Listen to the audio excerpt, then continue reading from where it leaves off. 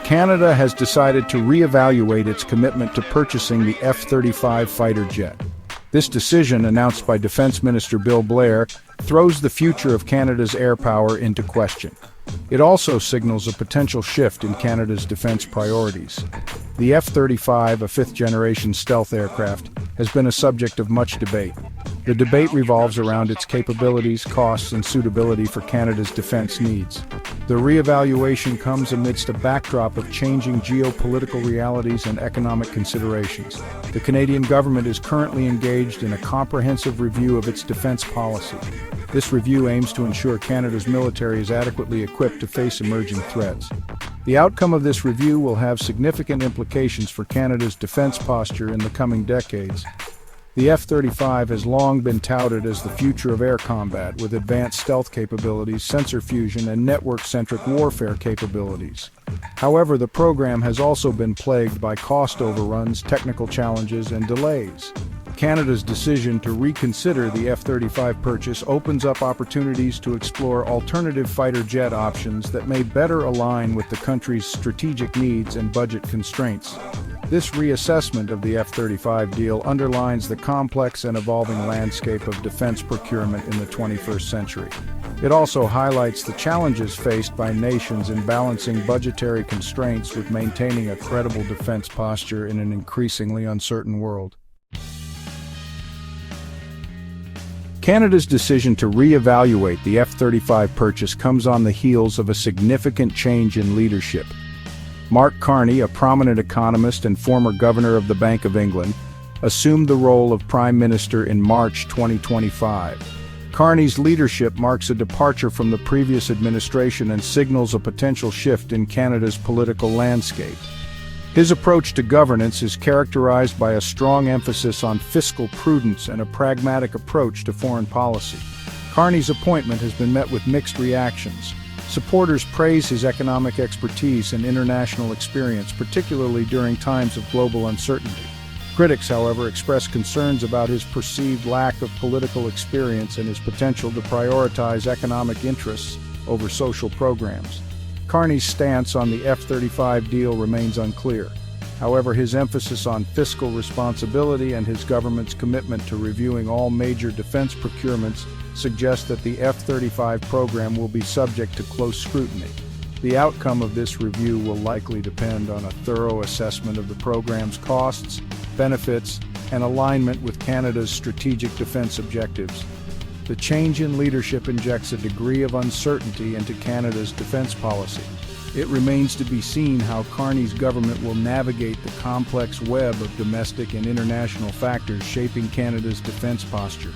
What is certain, however, is that the decisions made by the Carney government will have far-reaching consequences for Canada's military and its place in the world. The relationship with the United States has long been characterized by close cooperation and shared interests. However, recent years have witnessed a growing strain in this vital partnership. Trade disputes, disagreements over foreign policy, and the unpredictable nature of U.S. politics under the Trump administration have all contributed to a sense of unease in the Canada-U.S. relationship. The election of Mark Carney as Prime Minister has done little to alleviate these tensions. Carney has publicly criticized some of the Trump administration's policies, particularly those related to trade and international agreements. He has also emphasized Canada's commitment to multilateralism and its willingness to chart an independent course on the world stage.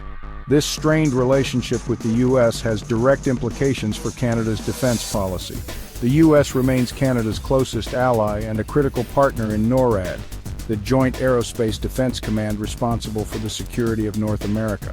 However, the current climate of uncertainty in the bilateral relationship has led some to question the wisdom of relying too heavily on the U.S. for Canada's defense needs. The F-35 program is a case in point. The aircraft is a U.S.-led initiative, and Canada's participation in the program has been seen by some as a way to strengthen ties with the U.S. However, with relations between the two countries at a low point, the F-35's status as a symbol of U.S.-Canada defense cooperation has come under scrutiny. The F-35, a contract under scrutiny. Canada's commitment to the F-35 program dates back to the early 2000s. The previous government saw the F-35 as the only aircraft capable of meeting Canada's future air combat needs. However, the program has been plagued by delays, cost overruns, and technical challenges. These issues, coupled with the changing geopolitical landscape, have led the current government to re-evaluate Canada's participation in the program. The F-35 contract is a significant financial commitment for Canada.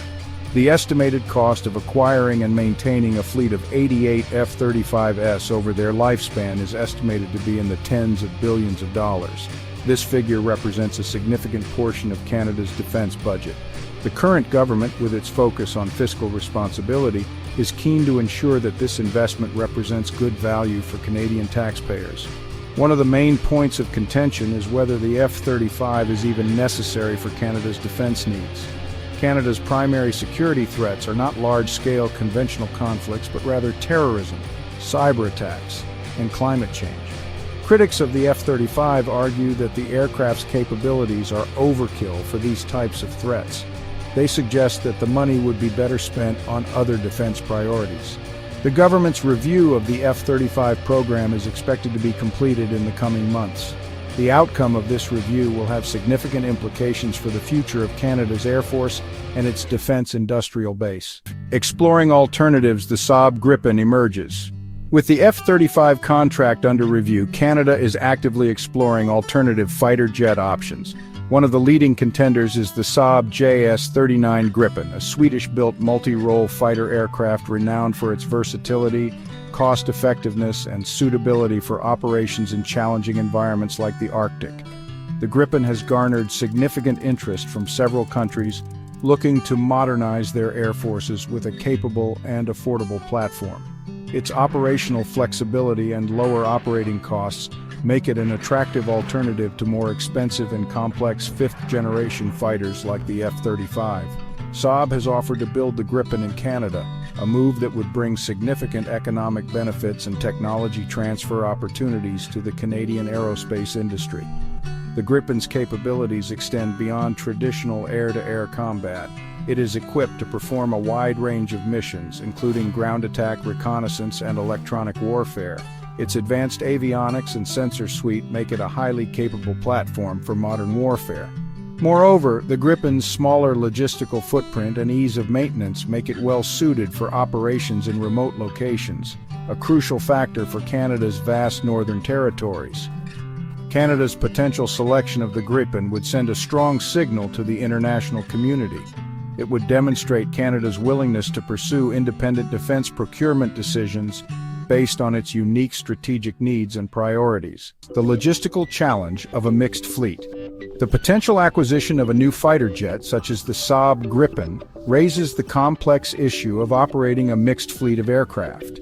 While having different types of aircraft offers flexibility and specialization for various missions, it also presents significant logistical challenges, particularly for a country like Canada with its vast geography and challenging operating environments. Operating a mixed fleet requires separate training programs for pilots and maintenance crews, each with its own set of procedures, spare parts inventories, and specialized equipment. This duplication of effort can lead to increased costs and logistical burdens. Moreover, different aircraft types often have different maintenance schedules and downtime, impacting fleet availability and operational readiness. Interoperability issues can also arise when operating a mixed fleet. Different aircraft types may have incompatible communication systems, data links, or weapon systems, limiting their ability to operate seamlessly together. This lack of interoperability can hinder mission effectiveness, particularly in complex combat scenarios. Despite these challenges, many countries successfully operate mixed fleets, leveraging the unique strengths of each aircraft type to meet their specific operational requirements.